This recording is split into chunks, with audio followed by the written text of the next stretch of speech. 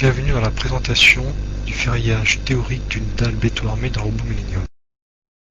Dans une animation précédente, nous vous avons montré la création de cette dalle ainsi que des charges liées à cette dalle. Des combinaisons auront été générées automatiquement d'après le règlement spécifié par l'utilisateur.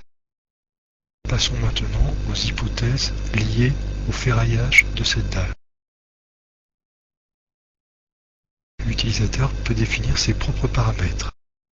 Par exemple, les directions de ferraillage suivant l'axe X, Y ou Z pour les armatures principales et les armatures perpendiculaires. L'utilisateur peut créer différents jeux de préférence. Dans l'onglet Matériaux, l'utilisateur peut choisir une classe de béton particulière.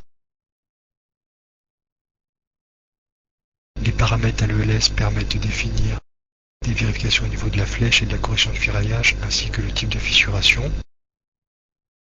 Dans l'onglet ferraillage, l'utilisateur va spécifier les aciers théoriques qui seront mis en place. Cela pour le calcul du bras de levier. L'utilisateur peut aussi définir manuellement par 2 points la direction de ferraillage. Cette option est communément utilisée pour des dalles obliques. Vous pouvez aussi, par exemple, spécifier une direction de ferraillage circulaire autour d'un point. Un clic sur Enregistrer ou Ajouter permet de sauvegarder vos préférences. L'utilisateur doit alors appliquer ce type de ferraillage au panneau de son modèle. Il suffit pour cela de simplement cliquer l'élément dans la fenêtre graphique, le numéro de référence étant reconnu automatiquement.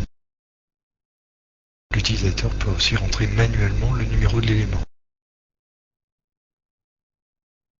L'autre direction de ferraillage peut être appliquée aux 2 autres panneaux horizontaux. Vous pouvez ensuite générer le mariage, puis lancer les calculs de la dalle.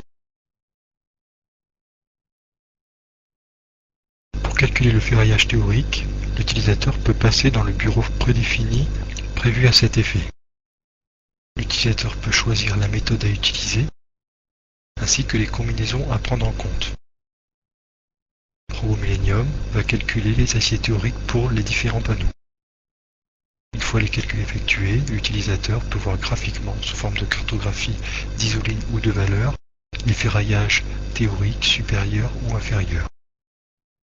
Exemple, le ferraillage supérieur suivant la direction AX. Si l'utilisateur choisit d'ouvrir une nouvelle fenêtre, il pourra voir en plus l'échelle de valeur des résultats.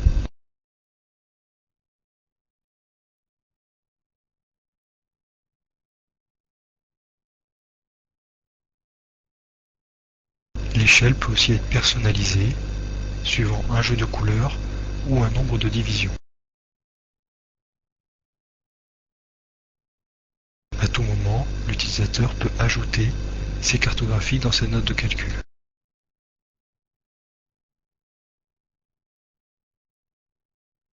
Une représentation sous forme de croix de ferraillage permet d'avoir une autre façon d'exploiter les résultats. De même, l'utilisateur pourra choisir les armatures supérieures ou les armatures inférieures ou les 2 en même temps.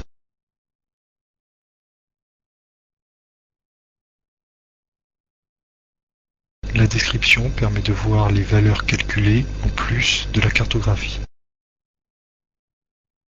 Par exemple, 4,69 cm² par mètre linéaire. L'utilisateur peut aussi générer un tableau de résultats numériques. Nous vous remercions pour votre attention.